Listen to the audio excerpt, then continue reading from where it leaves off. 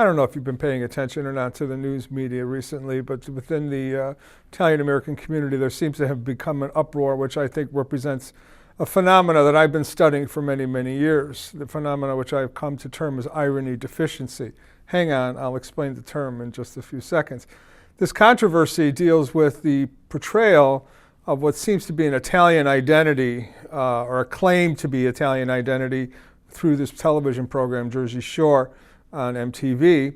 The Italian-American community leaders are upset that it's denigrating, defaming Italian-Americans. People who are actually Guidos are defending this as a righteous, honest representation. I don't fall either there, one side or the other. I am looking at this from a very kind of what would you call it, an unbiased, balanced point of view that looks at what does this mean. And you can go to i-Italy.org and follow the blogs and the responses that people have in order to be able to understand this more in depth. But this sense that who has the right to represent Italian-American culture and who has the right to critique the representation of Italian-American culture seems to me to be part of what I find as a generational delinquency, a generational problem that we have always had within the Italian-American community. I happened to discover this problem when I was looking at humor. And why wasn't it that Italians were producing the kind of comedians or the comic shows or the parodies that other ethnic groups, such as the Jews, the blacks, the Asians, the Hispanics, the Indians had actually produced. And what I found was that there was a gap between the generations. And that gap was caused by 3 or 4 very crucial things. One is the trauma itself of immigration. Leaving one country and coming to another doesn't leave you with much to talk about, especially when you don't teach your children how to speak the language. So the loss of the Italian language was one reason for this gap. The trauma of traveling to the United States, the trauma of the immigrant experience, and created a fear, what I used to call an immigrant fear. So the immigrants were very much afraid of American authorities, afraid of any kind of an American power.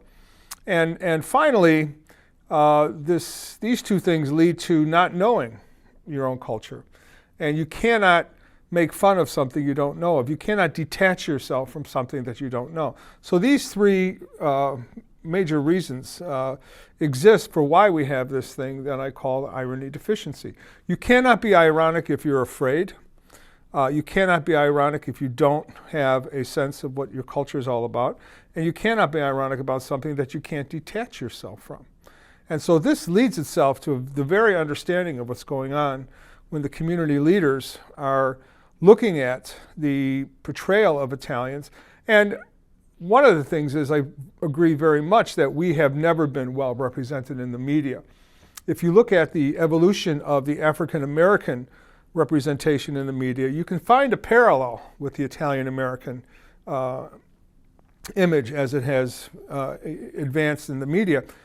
Slaves began entertaining themselves. White people began looking at those slaves and imitating those slaves with blackface on. Then freedmen, or sometimes runaway slaves, actually got jobs in minstrel shows portraying white people who were imitating black people. So what happens is, as you move along in time, the idea of what an identity is gets very distorted, and the people who watch these shows believe what they're seeing is the way these people are. That has happened in the American audience in terms of African Americans. It's happened in terms of Italian Americans and all the other ethnic groups. Now, what is different? African Americans have stormed, have fought for civil rights and so on. Italian Americans are just beginning to get a sense of what their political power may be, what their social power may be. And the sense of being left out of the media images is now being exacerbated by the sense of being left out of intellectual discussion. So there's some common ground here, I think, that Italian-American businessmen, Italian-American intellectuals can learn from each other only by coming into conversation on this subject, not by yelling, boycott your events. I mean, we're going to have an event at the Calandra Institute on January 21st, which is going to explore this idea of Guido culture. What is it? Where did it come from? Who represents it? What can be done about it? Is there anything to be done about it? What does it mean? Et cetera, et cetera. These are intellectual pursuits. These are not sanctions of an identity. These are not saying, yes, we believe in this, or no, we don't believe in this. That has nothing to do with it. And so when these people come together, that's when we're going to be able to get some good understanding in terms of where is Italian American culture today, where does it need to be, and what effect do these bad representations have? Because what these representations are, they reflect the lower part of Italian American culture. And Italian Americans who have risen above this do not want to be associated with this lower part. Therefore, when they see that in the media, they want to protest it because they are afraid that the rest of the United States is going to see them and think, this is what all Italian Americans are. Now, that might not be true for the East Coast, where you are more likely to be in contact with Italian Americans and have alternative images to what's in the media.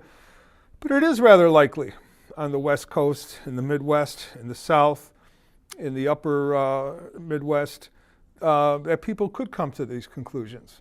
And so we need to concentrate on how are we going to pay more attention to what W.E.B. Du Bois used to call the talented tenth, the top part of our population.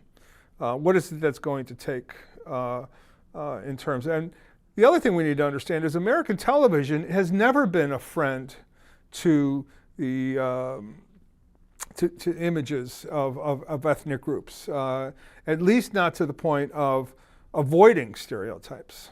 You need stereotypes to tell stories. If that wasn't the case, then people should start complaining about the big bad wolf, who's always getting a bad rap for being the bad guy in the fairy tales. The bottom line, I think, here, and the point I would like to leave you with, is that there is this notion of irony, deficiency, and it's not something negative and it's not something positive. It's just the fact that in order for people to share a common culture, they need to be able to share understanding. They may be able to share a sense of what is funny, what is not funny, and so on. And this is not happening here. And this is where the deficiency lies. And it lies because primarily that, now the immigrant generation had a high level of irony. You can take a look at the work of Farfariello, the comic work, etc. The generation that went to American schools begins to develop a sense of irony, but it's that middle generation. And it's not just an age generation, it's a way of thinking. So if you don't accept alternatives to an identity, you're going to have this sense of not seeing what's ironic. Now, there are ironic things in The Godfather, there are ironic things in The Sopranos, and that's what's being missed. And there are ironic things in Guidos, although I don't think the Guidos are putting it into the irony themselves. I don't think they're being self-ironic. I think it's the way you would have to be able to read them. But we'll have more on this as all this evolves.